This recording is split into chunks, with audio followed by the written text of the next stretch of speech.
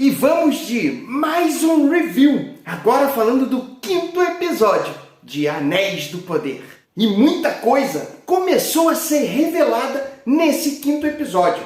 E aí eu faço uma pergunta para você, principalmente para aquelas pessoas que não estavam curtindo muito a série.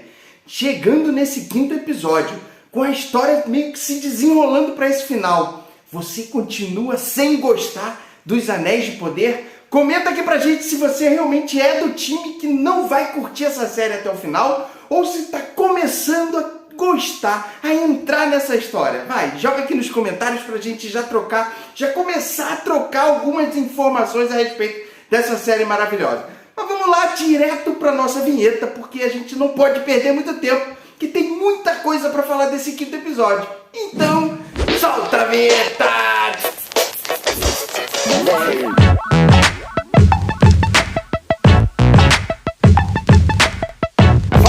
Meus amigos do canal Séries e Série, eu sou o Vinícius Saboia e sejam muito bem-vindos a mais um review, hoje falando do 5º episódio do Senhor dos Anéis, Os Anéis de Poder. E se você chegou aqui no canal porque você curte demais Os Anéis de Poder, tá ali ligadão em relação a essa série que começa a montar um desfecho para chegar para esse final, se inscreve aqui no canal, porque aqui toda semana a gente traz dicas tops de séries e filmes para você colocar na sua lista.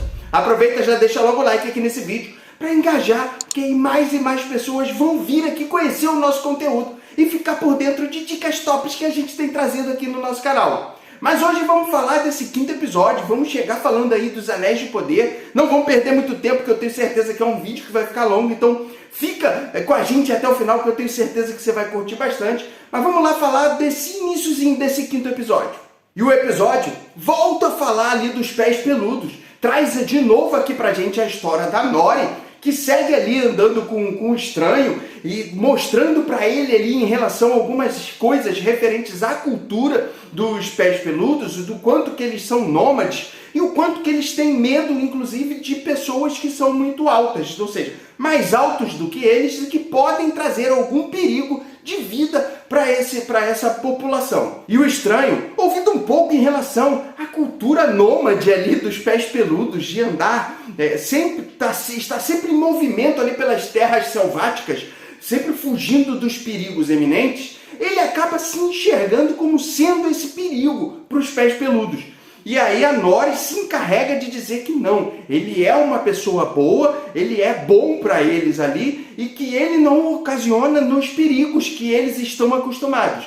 Então tudo isso começa a rolar em relação a uma troca entre a Nori e o estranho, mas que começa a meio que a Nori a se questionar em relação a se o que ela está fazendo realmente é o certo. E a gente não sabe ainda muita coisa em relação ao estranho. A única coisa que a gente sabe é que ele ainda pode ser sim algum tipo de perigo ou pode não ser um perigo, mas que ele possui alguns poderes ali que o torna como uma espécie de mago.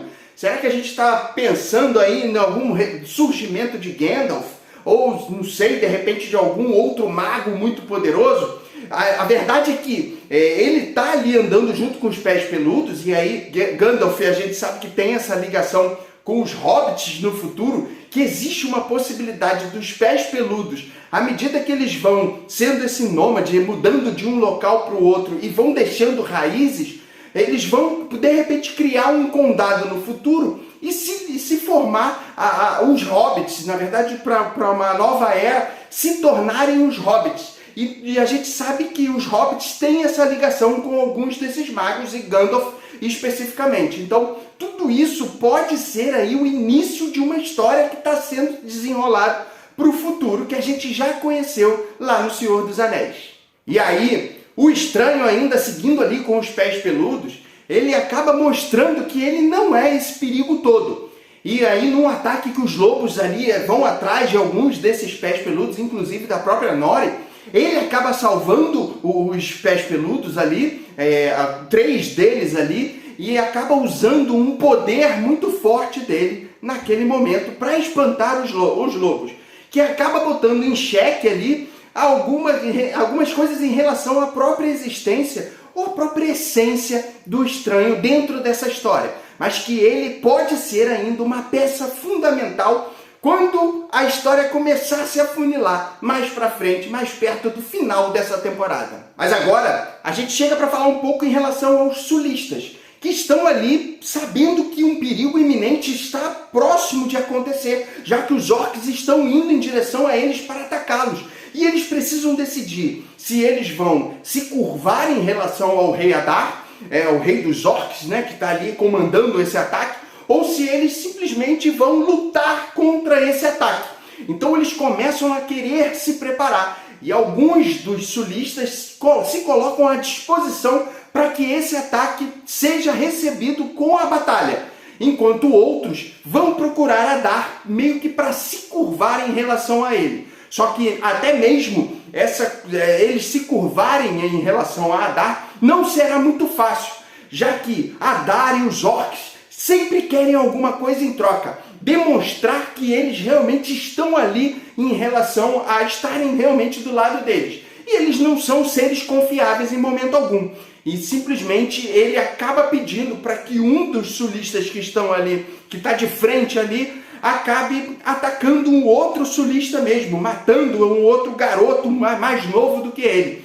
E aí, para mostrar se realmente existirá essa lealdade a eles ou não, mas de qualquer forma é algo que não se dá para confiar nessa raça de seres que a gente já sabe que são seres do mal. Não tem como em algum momento eles terem algum pensamento do bem. E já que os sulistas estão ali querendo se mostrar como aliados, eles vão ter que passar por provações que muitas vezes vão levá-los à morte. Uma história muito importante que acontece nesse episódio é em relação a Elrond, que a gente sabe que está ali passando por um sufoco muito grande em relação ao juramento que ele fez com Durin, e que ele realmente não pode passar para o seu povo, passar para os elfos, em relação à descoberta do minério lá que os anãos acabaram descobrindo. E tudo isso faz com que ele fique numa situação, numa enrascada muito grande, já que ele passa a descobrir que a existência dos elfos está muito ligado na descoberta desse minério. E ele não sabe o que fazer nesse momento. Se fala para o rei elfo que o minério existe e que está de posse dos anãos, ou se ele simplesmente segue no juramento que ele fez para o seu amigo Durin. E ele, nesse meio aí de não querer quebrar o juramento, ele acaba não contando para o rei elfo a total verdade em relação ao minério. Mas ele acaba levando isso a Durin. E quando ele leva para Durin que ele realmente, que o minério faz essa diferença, vai fazer essa diferença na existência dos elfos, Durin se coloca à disposição para ajudar o amigo em relação a esse minério. Mas para isso ele ainda vai ter que convencer o pai dele, o grande rei dos anãos. Bom, agora a gente chega para falar de uma parte muito importante desse episódio, que é a preparação dos Númenóreanos para irem em direção à Terra-média, para chegar nessa batalha iminente contra os orcs e para defender o povo da torre, lá os sulistas que estão em pouco número e que com certeza seriam derrotados por esses orcs.